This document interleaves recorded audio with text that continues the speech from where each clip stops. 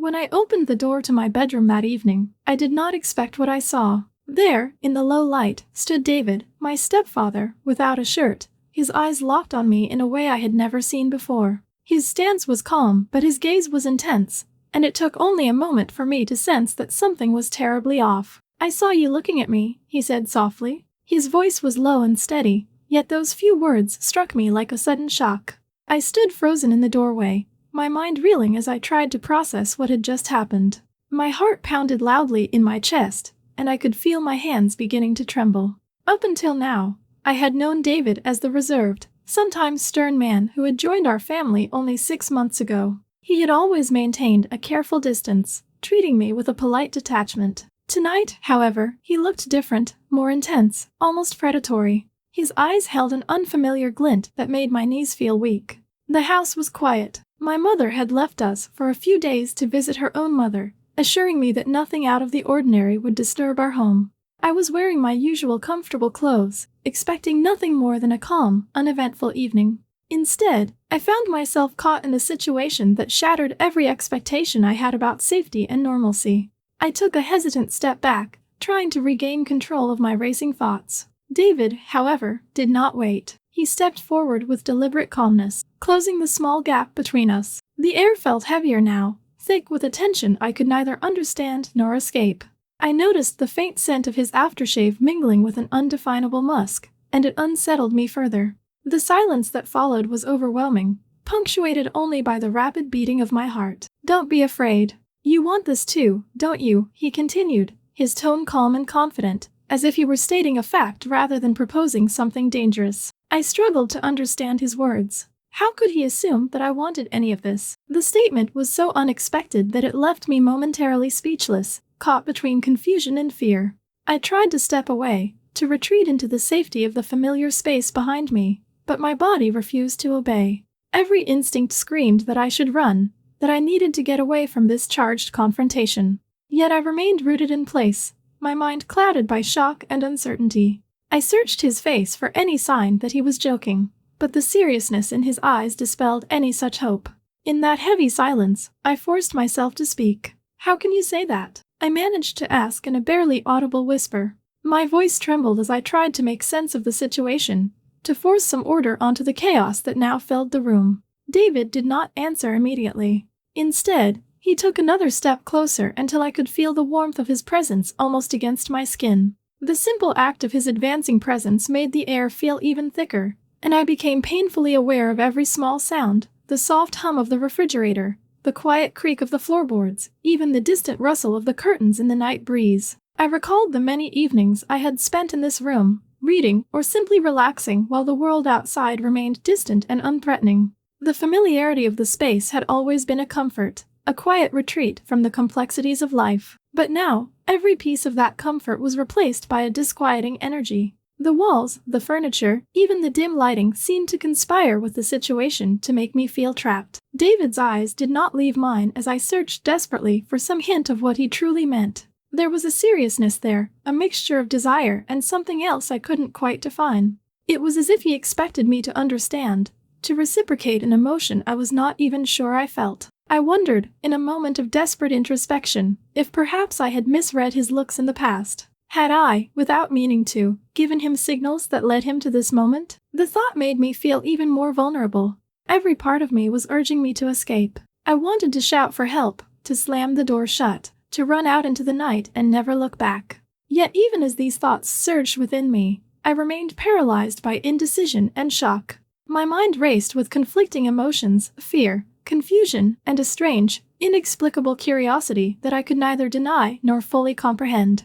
I was caught between the urge to flee and a morbid need to see what would happen next. The sound of my own breathing seemed to echo around me, and I became acutely aware of the oppressive silence that filled the space between us. David's earlier words echoed in my mind, each repetition intensifying the gravity of the moment. "I saw you looking at me." The phrase, now repeated in my thoughts, felt less like an observation and more like an accusation, a demand for an answer I was not ready to give. I could sense that the situation was escalating. There was an undeniable tension in the air, a build-up of something dangerous and irreversible. My logical mind screamed that this was wrong, that I needed to assert my boundaries and reclaim control. And yet, despite the clarity of that thought, my body refused to act. I was immobilized by a cocktail of fear and disbelief. At that moment, I remembered all the times I had trusted the security of this home. Memories of quiet dinners and peaceful nights flashed through my mind, only to be quickly overtaken by the stark reality of what was happening now. The contrast between the past safety and the present threat was jarring, leaving me to wonder if everything I had believed in was a lie. My trust in the familiar was crumbling under the weight of this encounter. David's voice broke through my thoughts once more as he repeated, "I saw you looking at me." His tone was softer this time, as if he were trying to convince both of us that his assertion was natural and inevitable. The repetition of his words made them feel like a command rather than a simple observation. I felt exposed, as if every hidden thought and desire had been laid bare before him. His steady gaze made it clear that he expected me to acknowledge some unspoken truth, a truth I was not ready to confront. I searched his face for any sign of hesitation or doubt, but found none. Instead, his expression remained firm, leaving me with no option but to face the reality of the situation. My thoughts churned with questions. Had I misinterpreted his intentions all along? Was this a moment I could somehow control, or was I destined to be swept away by forces beyond my understanding? In the charged silence of the room, time seemed to slow down. Every second stretched on as I weighed my options. I felt an overwhelming urge to run, to break free from the oppressive hold of the moment, yet I was paralyzed by uncertainty. I wanted to speak, to demand clarity, to insist that this was not what I wanted. But my voice faltered, and I could only stand there, caught between the need for self-preservation and the confusing pull of the unknown. I had to run. I had to say something. But instead, I just stood there, letting the situation pull me deeper. Before we move on, don't go anywhere. Trust me, we're coming back to this very moment later. You won't believe what happens next, and fast-forwarding might mean missing the twist that changes everything. Stay tuned. It all began in the summer when my mother and David had just married. We left behind our cramped apartment and moved into his spacious house, a place with neatly arranged rooms and a large garden. At first, the change was merely an adjustment. David always appeared as the embodiment of order, neat, confident, and slightly distant. I did not know him well, and he rarely sought a closer relationship with me. In those early days, life seemed normal enough. My mother was busy settling into her new routine, and David maintained a respectful distance. I spent my time exploring the house and the garden, gradually getting used to the extra space. However, I soon began to notice subtle differences in the way David looked at me. His eyes would linger a moment longer than usual, and his gaze felt more intense. I tried to dismiss these moments as my imagination, but the look in his eyes left a lasting impression. Everything changed one evening when my mother had to leave on a business trip, leaving me alone with David. That night, I decided to wear something light and comfortable because the weather was hot. I did not expect anything unusual to happen. A quiet night at home was all I anticipated. Yet, as soon as I was in the living room, I sensed that something was different. David's attention was unmistakably focused on me, and his look was not the casual glance I had grown accustomed to. I remember that moment clearly.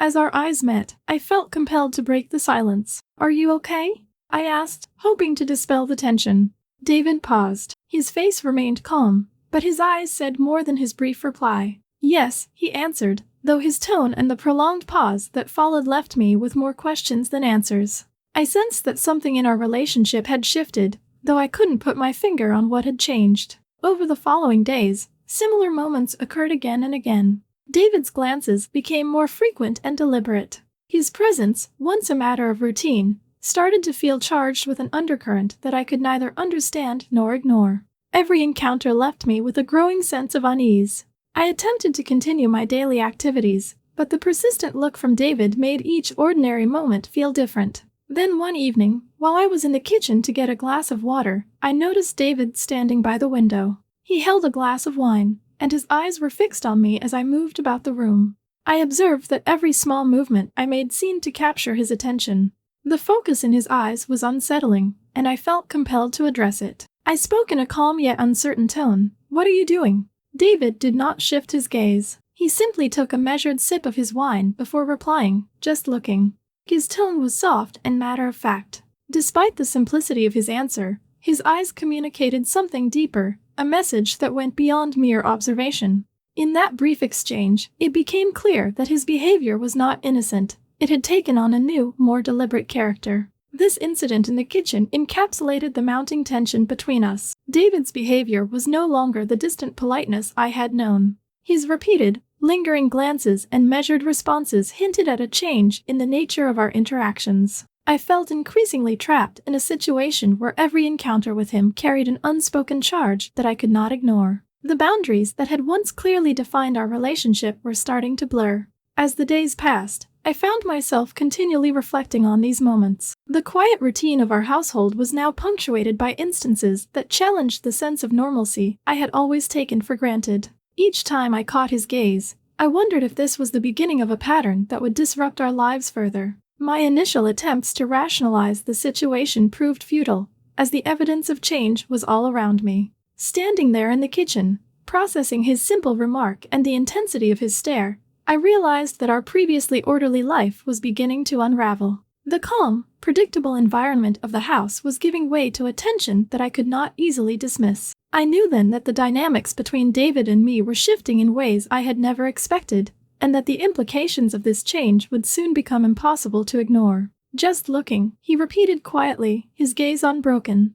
In that moment, I understood that our relationship was on the verge of an irreversible transformation. The simplicity of his words belied the complexity of what was happening between us. I braced myself for what was to come, aware that the events unfolding were only the beginning of something much more significant. Since that day, everything had changed. David began finding ways to be alone with me whenever possible. His visits became more frequent and less coincidental, and I soon realized that he was deliberately positioning himself to share space with me. One afternoon, as I was sorting through my belongings in my room, I heard a soft knock on the door. Before I could call out, the door swung open and David stepped in. He said he wanted to help fix the creaky door, claiming their creaking in a calm, matter-of-fact tone. Instead of grabbing his tools and addressing the problem, he stood by the door, watching me carefully as I gathered my clothes. I paused and looked up at him, trying to assess his expression. There was nothing overtly threatening in his face,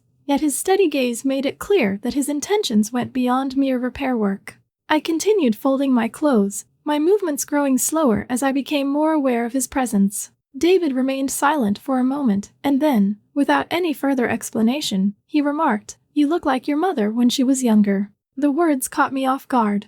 I felt a brief shudder ripple through me, and for a moment, I pretended not to understand the implication of his comment. I kept my tone neutral and continued with my task, even as my hands trembled slightly while I folded my garments and placed them into the closet. The atmosphere in the room had shifted noticeably. Both David and I understood, without speaking, that a strange tension was developing between us. I could sense that each interaction was pushing us closer to a line that neither of us had crossed before. At that moment, I felt a deep-seated fear, not only of what might happen if I were to speak up or act, but also of the consequences of breaking the fragile balance that had formed between us. Every time he was near, an inexplicable trembling would course through me, leaving me both alarmed and uncertain about my own reactions.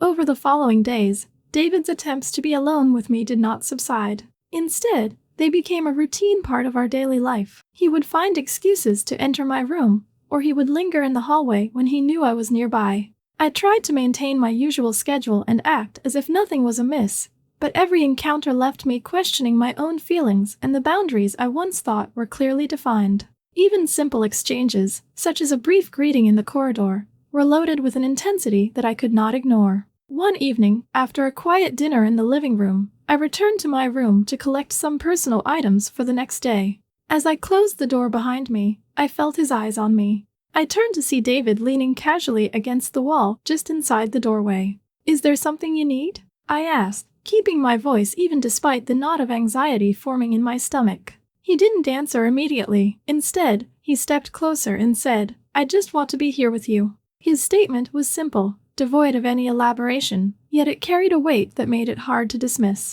I could not tell whether he meant it as comfort or as an assertion of his presence, but the uncertainty left me feeling vulnerable. I found myself questioning my own reactions. Why did I not push him away when he invaded my space? Why did I allow him to come so close, even when every instinct told me to create a boundary? My inner turmoil was compounded by the memory of his earlier remark, and I began to wonder if I was partly responsible for the tension that now permeated every interaction. At times, I felt paralyzed by indecision, afraid to act for fear of upsetting a balance that, while fragile, was the only thing keeping our relationship from descending into open conflict. That night, lying in bed with the room still dark and quiet, I replayed the events in my mind. The memory of David's calm voice, the way he had looked at me without any apparent remorse or hesitation, haunted my thoughts. I questioned whether I was overreacting or if my feelings were a natural response to his increasingly intrusive behavior. My mind was a mix of rational concern and an unexplainable attraction that I did not fully understand, leaving me feeling conflicted and alarmed. The next morning, I tried to return to normal. I went about my daily routine, but the tension that had built up lingered in every corner of the house. Passing by David's study or catching a glimpse of him in the hallway served as a constant reminder of the uneasy balance we now shared. Each interaction, no matter how brief, added to the weight I carried throughout the day. I felt increasingly isolated in a place that was once a sanctuary, now tainted by a series of moments I wished I could forget. Later that day, as I prepared for an outing, I encountered David in the hallway near the living room. He greeted me with a nod and a simple, "I hope you're doing well today." His tone was measured and his eyes lingered a moment too long, sending a shiver down my spine. I nodded in response, unsure of how much more conversation I could handle without delving into territory that would only complicate matters further. His brief attempt at small talk did little to alleviate the tension. Instead, it underscored the pattern of his behavior, a constant presence, always hovering just at the edge of what felt appropriate. As I reflected on the incident in my room and his casual comparison of me to my mother, I began to see a pattern in his actions. Each encounter seemed calculated, each word measured to draw me in while simultaneously keeping me off balance. I realized that these interactions were not isolated. They were part of a deliberate buildup that threatened to dismantle the clear boundaries I once maintained. Despite my efforts to ignore it, the tension between us was growing, and I could not shake the feeling that something significant was about to happen. In the quiet moments when I was alone, I questioned my own behavior and wondered how I could have allowed this situation to escalate. My own reaction scared me. Why didn't I push him away? Why didn't I close the door behind him when I had the chance? Every time he was near, that strange trembling overtook me, leaving me in a state of constant internal conflict. I realized that the danger was not only in his actions, but in the way I was responding to them. We both knew that a strange tension was growing between us, and I was scared of what might happen if I said or did something that broke this delicate balance. But what scared me most was my own reaction. Why didn't I push him away? Why didn't I close the door? Why did I feel that strange trembling every time he was near? I understand, and I acknowledge your clarification. However, I must inform you that this type of content goes against our guidelines, and I am unable to assist in creating such material. If you have any other requests or need assistance on different topics, feel free to let me know. 10. The day arrived when my mother left on another business trip, leaving me alone with David. I had promised myself that I would maintain a safe distance, yet it quickly became clear that controlling his proximity was beyond my power. Throughout the day, he found reasons to be near me. In the morning, he volunteered to help with cleaning even after I assured him I had everything under control. Later, while I watched television in the living room, I noticed him lingering in the adjacent area. His occasional nods and brief comments made it feel as if he were testing the boundaries of our new arrangement. I tried to stick to my routine and ignore the subtle tension that had crept into our interactions. I prepared my meals and kept to my schedule, hoping that normalcy would prevail. However, David's presence was unrelenting. In the afternoon, he joined me in the kitchen under the pretext of making tea. Though I had made it clear that I preferred to work alone, he stayed close and engaged in small talk that, with each passing moment, grew increasingly unsettling. His comments were measured and delivered in a tone that did little to dispel the discomfort I felt. As the evening progressed, I set about preparing dinner, determined to focus solely on the task at hand. I chopped vegetables and organized ingredients, trying to immerse myself in the simple act of cooking. Then, unexpectedly, I sensed someone behind me. I turned and found David standing just a few feet away, his presence impossible to ignore. My heart began to pound as he stepped into my personal space without any invitation or explanation. In a low and controlled tone, David said, "I know what you feel. His voice was so close that I could sense the warmth of his breath. I paused in my work, startled by his sudden remark, and tried to steady my nerves. "What do you mean?" I asked, making an effort to keep my voice calm despite the rising tension. Before I could get a clear answer, David reached out and placed his hand lightly on my shoulder. The touch, though gentle, sent a surge of built-up tension through me, a physical reminder of all the uneasy moments that had accumulated over the past weeks. In that instant, every unresolved interaction, every lingering glance, seemed to converge in the space between us. I took a step back, my mind racing as I attempted to process what was unfolding. "This is not what you think," I muttered, my voice betraying uncertainty as I tried to re-establish control of the situation. Even as I spoke, I saw David leaning in closer, his eyes fixed on mine with an intensity that left little room for ambiguity. It was then that I realized the implications of his actions. This was no longer an innocent mistake or a harmless misunderstanding. His proximity, his touch, and the palpable tension that had built up over time made it clear that the situation had escalated far beyond what I had ever anticipated.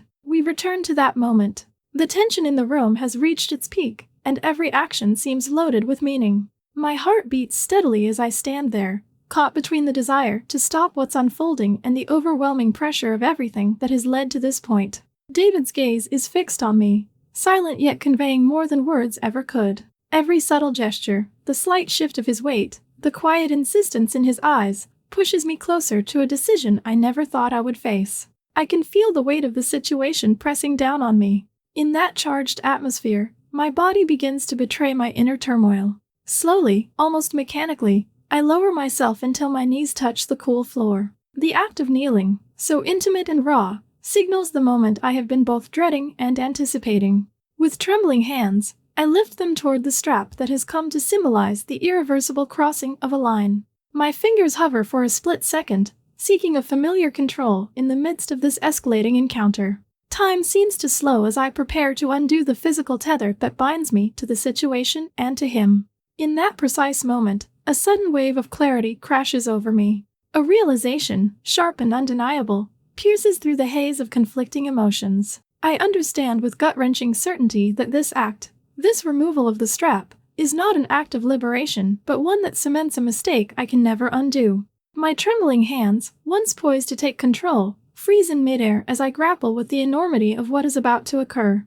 I pause, my mind screaming a silent protest against the irreversible step I am about to take. Every previous sign, the lingering looks, the subtle advances, has led to this instant of reckoning. And in this moment of vulnerable exposure, I know that continuing down this path will mark a point of no return. The physical act that was meant to signal a release of tension now becomes the catalyst for an internal revolt. "Stop," I manage to whisper, my voice breaking the heavy silence. The command is not aimed at David but at the situation itself, a plea to freeze time before the final step is taken. Yet even as the word leaves my lips, I feel the pull of the moment urging me to follow through.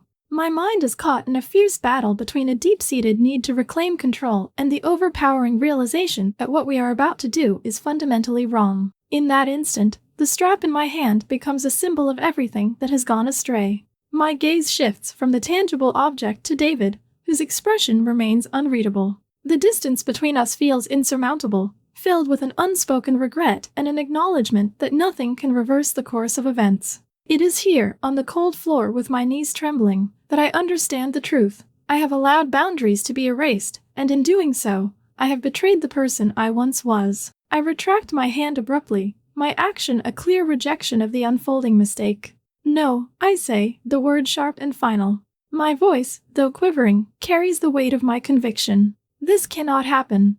I can't do this." The words echo in the still room as I push myself back, stepping away from the precipice I almost crossed. David remains silent for a moment, his eyes searching mine.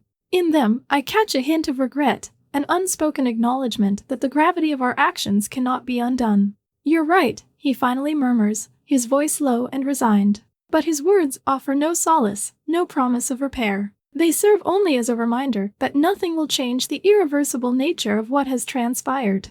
I turn away, leaving the room and the weight of this encounter behind. Yet as I walk down the silent hallway, my mind is filled with relentless questions. How did everything spiral so far out of control? How did I allow myself to be drawn into this situation? Each step I take is heavy with the burden of regret and the realization that nothing will ever be the same again.